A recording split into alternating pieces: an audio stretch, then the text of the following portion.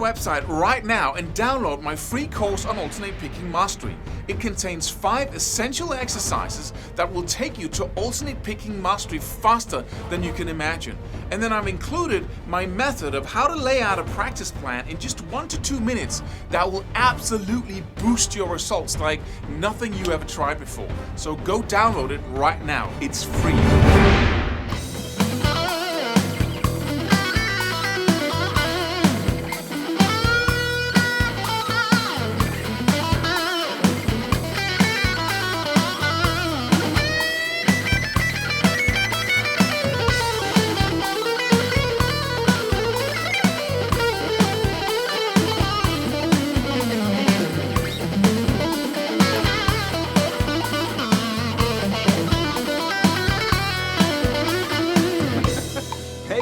Always fun to try and come up with something in the moment. What I'd like to talk about is how do you build your own unique style? How do you make sure that what you're doing, what you're practicing each and every day is actually leading you to the point where you have your own unique expression? How do you do that? Well, there's no books about it anywhere. There's nothing that tells you, well, you have to follow step 1 through 10, and then you will arrive at some place where what you play when you improvise and build your solos is really an expression of who you are.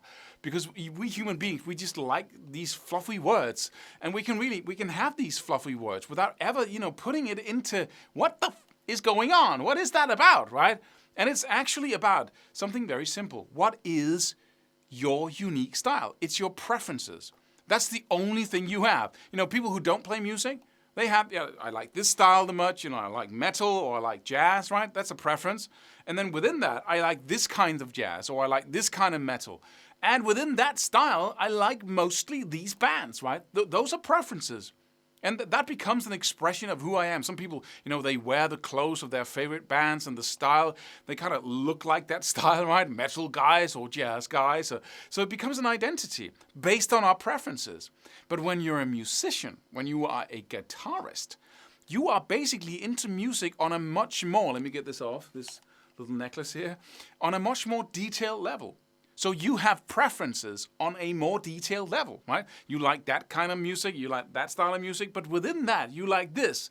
You like that player, for instance. That's a new level of detail, right? You like that player over that player, and you like perhaps, the faster stuff, more the shredding, whatever it is, right? But then when we get even more into more detail, you figure out or you find out that you like, sometimes you can go crazy over just one line that somebody plays, right? Some note. You can just, the way that guitar said, that. Right? You can just, what is that? I remember that, throughout my development, just, how does he do that? What is that? Is that an arpeggio? What is that sound he does? And then I would look into it, and back then we didn't have the internet, so answers were hard to come by. So I had to really, slow down stuff, listen to it over and over again, and figure out what's the key, how does he do that? But then gradually that becomes what you like on a very minute, detailed level. Sorry for the lengthy explanation here, but so let's say you got a lot of little phrases, you got sequences that you like, and all those things, techniques, ways of vibrating the string, all those things just come together into your unique playing style based on your preferences on a very detailed level compared to people who just listen to music, right? But if you learn other people's licks, and that's how you compose your solos, then basically your unique preferences aren't coming through. They're coming through like, okay, he plays these licks instead of these, right? But that's not really you. You're just, like a guy who listens to a lot of music, you just like stuff, right? And now you like little sentences within the music, but that's not really you. You have to go down into the most minute detail and figure out what you like at that level. When you do that, then what comes out is you building miracles, right, of expression with these little details that you like so much. And how do we do that? Well, first of all, one of the solutions is sequences, as I talk about in some of my other videos. But secondly, when you study licks, you want to break that thing down. You don't want to learn it from the start to end. I talked about that in the previous video as well. But this is just another point, another really good reason to break licks down into little bits and pieces that you loop. So, and I did that just by, I was just so lazy that I couldn't, there's too many notes in that lick. So I just picked it apart and said, what do I really like about it? And then I just learned those 5 notes. Then I looped them over and over and over again until I could play them. And then I could change them. Then I could end and begin that little thing, right? And then when you take out everything on a very detailed level that you like from what you hear, sequences, licks, little bits and pieces, and start putting it together like tiny little Lego blocks, then what you see is actually something original. It's not something that looks like other people's work. It looks uniquely like your work. So you have to do this if you want to arrive, and this is just fun. It's not like, you have to develop your own style, man. You can't just copy others. Who gives a hoot? If you like copying others, then copy others, right? There's no moral, there's no value discussion in that. Just use music for whatever you like using music for, right? But if you want to arrive at that cool stage where you can you have a unique expression here, which is cool, right? Then you want to break it down. You want to learn little bitsy loops every time you look into a lick, and you want to learn sequences, and you want to learn to start and end those. And you might want to look into the previous video if you want to learn to do that. But right now, I'm just going to give you another little example that I learned from Mike Stern. I've been talking about that before, but that was such a revelation for me that he took like 3 or 4 notes and then he looped them, changed them a little bit, and then that became like 16 bars of soloing, and it was intense. It's something he does a lot, but it never gets old. So I'm just going to, it sounds like this.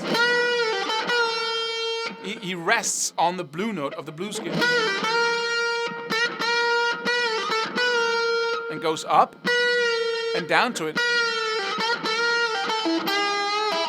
And the cool thing about it is that it also teaches you how to bend, right? How to just hit that right spot there, and it's really cool.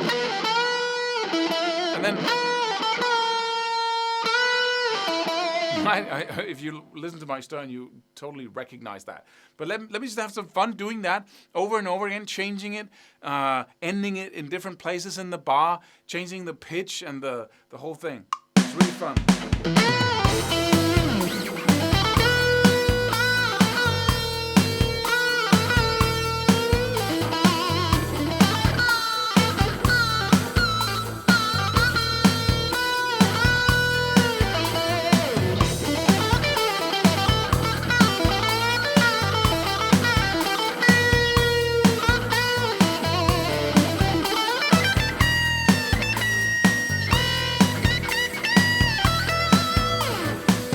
Get my point here, and the point is really to loop everything you do. Create little loops, play them over and over and over again, and then to practice beginning and ending them.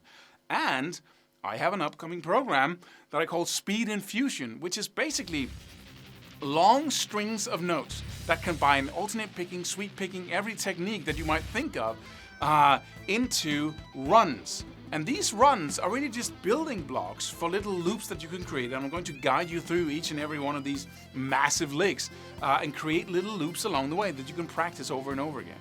But so that is basically the main dough of any improvisation, you could call it. And I'm also going to show you how you can chop it up, use it in solos. That's what I do with every single lick. So it's a really, really cool program that puts these concepts into action. So I hope you go check it out. We got a trailer running and a couple of words on it. So go see it. But if you don't, then please start practicing each and every lick you do as little loops, because you'll get, it's incomparable how much you get out of each study when you look into licks. Subscribe for more free videos. Do it. Do it now. Do it.